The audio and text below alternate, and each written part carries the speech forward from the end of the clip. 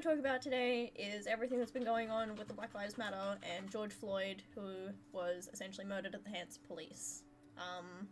This is not an isolated incident. This has happened repeatedly in the past. And now more than ever, we need to use platforms like this, like Instagram. We need to use voices to let them know that they're not alone, that we will fucking support them, and that this isn't okay. George Floyd, again, was not an isolated incident. The fact that he was murdered in broad daylight, the shop called the police on him, thinking that he wrote a fraudulent check, which wasn't even verified yet. They restrained him, which then led to his fucking death. Because his last words were, "I can't breathe, I'm in so much pain, they're going to kill me." And he fucking died to that. So much about that is fucked. I don't even know, where to begin with that, but it is really not okay. I don't agree with violence getting to violence, but this has been a build-up for many, many, many years. I understand that civil disobedience is definitely the way of changing things. Them burning buildings as a sign of anger and releasing that, anger somehow, and trying to get justice for their fallen brothers and sisters, I understand where that's coming from. I really fucking do. In my opinion, they're burning the wrong buildings down, but because, the small business person definitely doesn't deserve to have their shop burned down because they're caught in the crossfire of the government being a cunt. It's understandable, it's not really justified. They're burning the wrong buildings down and now, attacking the wrong people, I guess, to make a message. No one should be getting caught in the crossfire.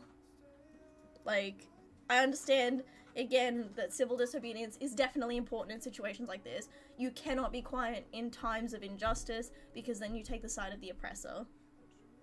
That is something that I passionately stand for, and that's why I've actually realigned my views now. I think it's really fucking important that you get informed and you do change your viewpoints on things, or you do try to keep an open mind. Because again, as of last week, I was in that category of all lives matter.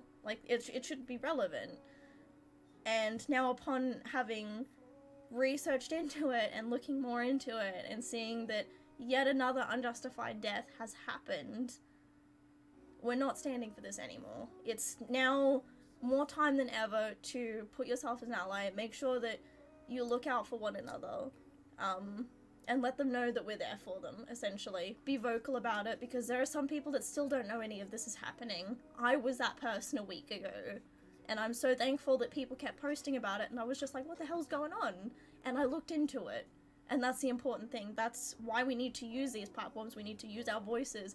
You could have 10 followers, or 1,000 followers, or 50 million followers. It's really, really important that we use our voices to get even 1 or 2 people to listen and to look into it. If you can't donate, that's fine. Share a post. Maybe one person on your friends list or your followers list can. Maybe one person on your friends list and followers list can do something. All it takes is that one. Right, to the language of the unheard. 100% PJ. Both peaceful protests and actual riots have solved things. The government is not doing anything, which is why there are riots. 100%. 100%. Again, that's why I understand that civil disobedience is a thing. I don't agree with the violence of, people getting caught in the crossfire, because that's unfair to everyone. That's not sending the right message. If you're gonna burn buildings, go fucking... I'm not gonna endorse that on my channel, fuck. Never mind. You're burning the wrong buildings. Don't, hit the small people, the small business people in the middle, because they don't deserve that either. Most of the time, they're not, a cause of it. But, again, I don't agree that we should continue apologizing for everything that happened in the past. I believe that our way of actually apologizing and making a change is by changing from here on out.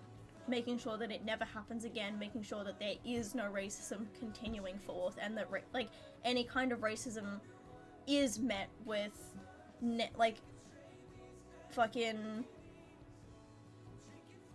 negative kind of connotations.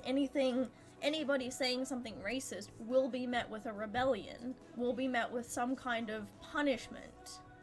Like, that is really fucking important, I think. And I think that's a very big difference for me. I don't think we should be apologizing for the past. I think we need to move past that, acknowledge that it happened, but then make changes to make sure that it never happens again. Like, I cannot fucking believe that I'm still sitting here in 2020 saying shit like racism is bad, and people who expose racism or things that are unjust are not terrorists, but lo and behold, I'm still here. Also, just...